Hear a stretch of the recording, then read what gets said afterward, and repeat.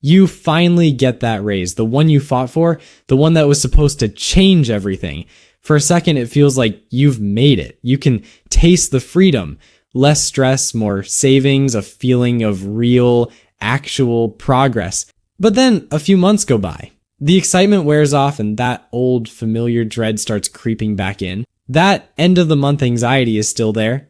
You look at your bank account and wonder, where did all that extra money even go? It feels like you're on a financial hamster wheel, sprinting faster just to stay in the exact same place. You're working harder than ever, your paycheck is bigger than ever, but the stress, the pressure, the feeling that you're one unexpected bill away from disaster, like it's all still there.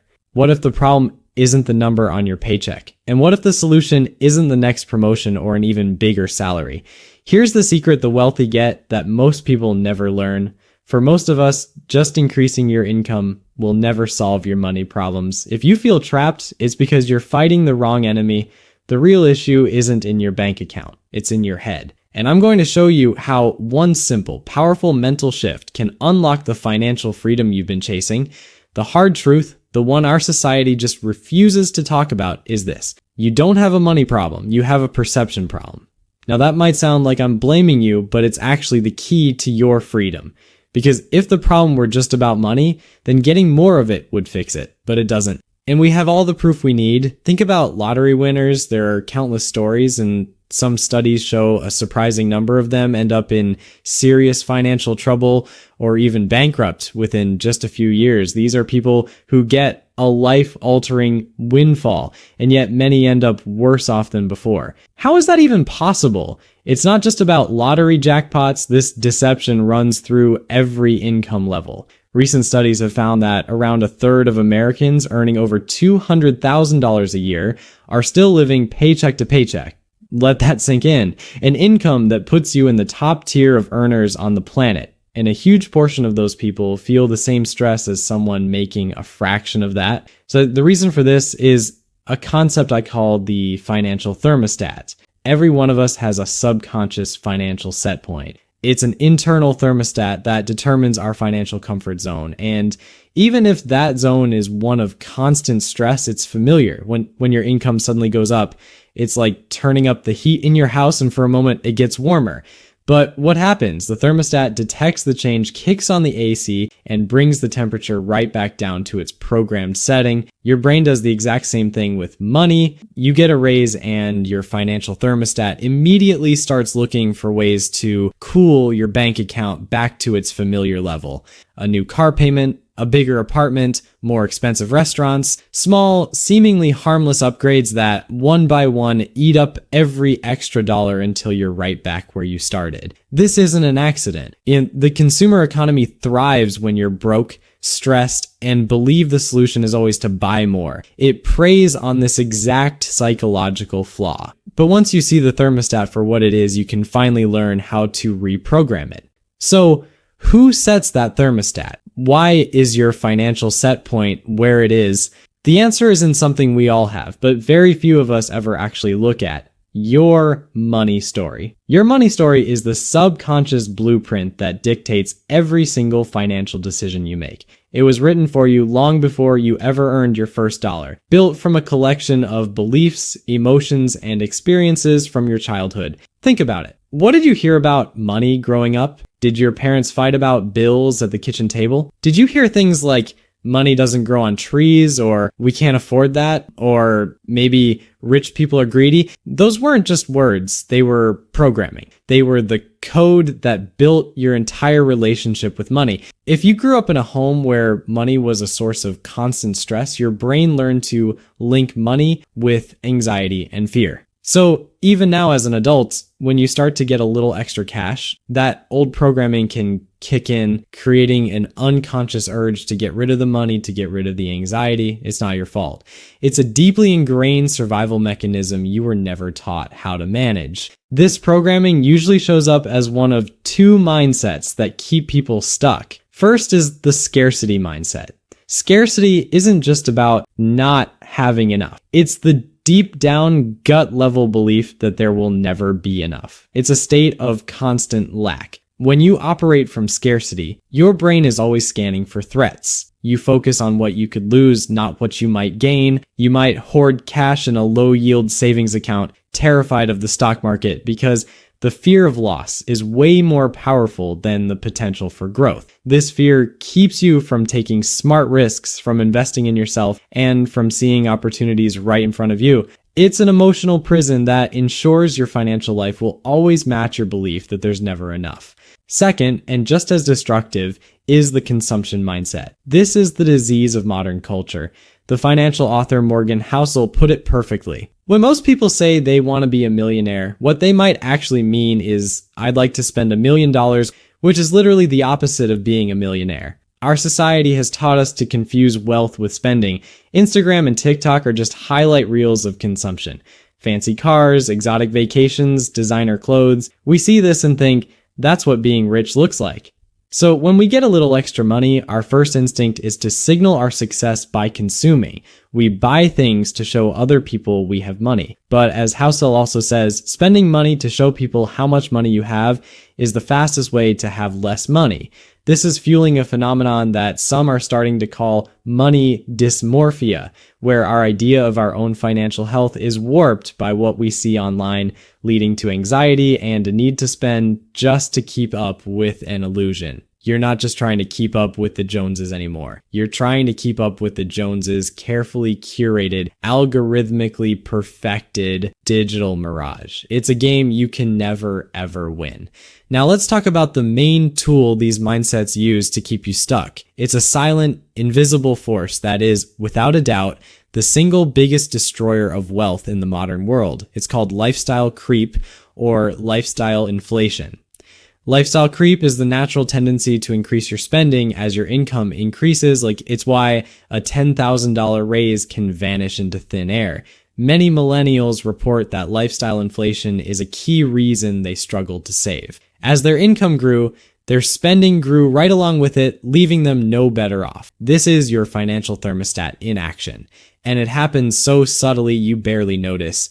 You get a promotion, and suddenly that slightly longer commute justifies a nicer car. Boom! A $600 monthly payment you didn't have before. Now that you have a new car, you feel like you deserve to live in a slightly nicer apartment, one with covered parking. That's another $400 a month. And since you're in a nicer area, you start going to the trendier grocery store and restaurants. That's another $300. In just a few months, your $10,000 raise, which was supposed to be your ticket to finally breathing, has been completely eaten by a series of small, justifiable decisions. You're not any happier, you're just supporting a more expensive lifestyle. This is the definition of running in place. And it's incredibly common. Recent reports show that a staggering 60% of Americans are living paycheck to paycheck. And this isn't just a low-income problem. Research consistently finds that a significant chunk of high-income households are in the same boat, often because lifestyle creep quietly eats away at their bigger paychecks.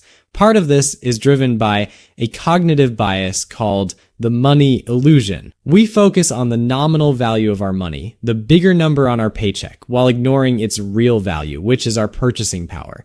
You feel richer because the number went up, so you spend more. But because your expenses rose to meet that new income, your actual ability to build wealth hasn't changed at all. In fact, it might have gotten worse because you've now locked yourself into higher fixed costs, making you even more vulnerable to a job loss or emergency. The most insidious thing about lifestyle creep is that it feels like you deserve it. You worked hard for that raise, you earned it, and you do deserve to enjoy the fruits of your labor. But our culture has tricked us into believing that the only way to enjoy our money is to spend it immediately. The wealthy know this is a lie, and they know the greatest thing money can buy isn't a luxury car or a first-class ticket, it's freedom. And lifestyle creep is the thief that steals that freedom, one small upgrade at a time. So if more money isn't the answer, what is? If we're all programmed with these busted money stories and trapped by lifestyle creep, how do we get out? You have to stop trying to fix the external problem and start working on the internal one. You have to consciously and deliberately rewire your brain. This isn't about complicated budget spreadsheets or risky crypto bets. It's about 3 simple but profound shifts in how you see things. Shift 1, from earning to keeping, focus on the gap. Your whole life, you've been taught to focus on your income. How much do you make? How big was your raise? This is the wrong metric. It's a vanity metric. The only number that truly matters for building wealth is the gap between what you earn and what you spend. That's it. That is the beginning and the end of the story. Wealth isn't a high income. Wealth is what you keep. It's the money you don't spend. As Morgan Housel says, wealth is the nice cars not purchased, the diamonds not bought. Wealth is financial assets that haven't yet been converted into the stuff you see. Your new job is to become obsessed with widening that gap. When you get a raise, your first thought shouldn't be, what can I buy? It should be, how much of this can I send to the gap? If you get a $1,000 monthly raise, instead of letting your lifestyle inflate by $1,000, you live on your old budget and send that entire $1,000 straight to your investments. You just widen your gap by $12,000 a year. That single choice is infinitely more powerful than the raise itself. Here's a challenge. Open your banking app right now. Look at your total income from last month and your total spending. Calculate your gap. Is it positive? Negative? What you thought it would be. This one number is your true financial report card. Shift 2. Change your language, change your reality. The words you use both in your head and out loud reinforce your money story. To change the story, you have to change the script. This is a practical, psychological tool to reprogram your subconscious. Stop saying, I can't afford it. That phrase is a dead end. It signals defeat and shuts down your brain. When you say it, you're programming your mind to believe in limits. Instead, ask a different question. How can I afford it? This question opens up possibilities. It turns your brain into a problem-solving machine. Maybe the answer is you need to freelance for a few hours. Maybe you need to sell something you don't use. Maybe you realize it's not actually worth the effort. The answer doesn't matter as much as the question. The question shifts you from a passive victim into an active creator. And stop saving money. The word saving is weak. It feels like deprivation, like you're putting money in a dusty box for a rainy day you hope never comes. Instead, you are allocating capital to your future. You are paying yourself first. You are investing in your freedom. These phrases have power. They frame the action not as a sacrifice, but as an act of empowerment. You're buying back your time. You're purchasing your own autonomy. This isn't just a word game. It's about aligning your language with your goals, which tells your brain where to focus. A vocabulary of scarcity guarantees a life of scarcity. Adopting a vocabulary of possibility and ownership is a first step toward building that new reality. Shift 3. See money as a tool, not a goal. Money is not the prize. Money is a tool. It's a resource that you can use to build the life you actually want. It's not good or evil. It's just a neutral amplifier. If you're a generous person, more money will let you be more generous. If you're an insecure person, more money will probably just amplify that insecurity. Think of your finances like a game of chess. Your income is the set of pieces you get at the start of each new round. A novice player gets their pieces and immediately throws them forward, hoping for a quick, flashy attack. They trade away powerful pieces for a temporary advantage, leaving their king exposed. This is the person who gets a paycheck and immediately spends it on liabilities, cars, clothes, dinners out. A grandmaster, on the other hand, sees their pieces differently. Every single piece has a strategic purpose. They are moved carefully. Sometimes they're held back to build a strong defense. Sometimes they're sacrificed to gain a decisive long-term advantage. The grandmaster isn't playing for the thrill of one move. They're playing to win the whole game. You have to become the grandmaster of your money. Every dollar is a soldier in your army. Is that dollar being spent on something that will drain your resources for years, a liability? Or is it being deployed to capture more resources and build a stronger position, an asset? When you see money as a strategic tool, spending decisions become clear. It's no longer about giving things up. It's about strategy. You're not depriving yourself of a fancy dinner. You are strategically choosing to deploy those dollars toward the goal of checkmating your financial stress forever. The battle for financial freedom isn't fought in your bank account or in the stock market. It's won in the 6 inches between your ears. It's won by understanding that the anxiety you feel isn't because you don't have enough, but because your perception has been programmed for lack. It's not about the next raise, it's about the next decision. It's not about earning more, it's about keeping more. Building wealth isn't a math problem, it's a behavior problem. And the beautiful thing is, your behavior is the one thing you're in complete control of. So here is your task for today. Not tomorrow, not next week. Today. Take out a piece of paper or open a new note on your phone. I want you to write down one belief about money that you learned as a child. Just one. Maybe it's you have to work hard for money, or we're just not people who have money, or it's selfish to want a lot. Now, right next to it, I want you to write down whether that belief is serving you or sabotaging you in your life right now. This simple act of awareness is the first, most powerful step you can take. It's the moment you stop letting an old story write your future. You have the power to change your financial reality because you have the power to change your perception. It starts now. And if you're ready to stop fighting money and start building real wealth by rewiring your brain, make sure you subscribe and hit that notification bell. We're leaving the financial hamster wheel behind together.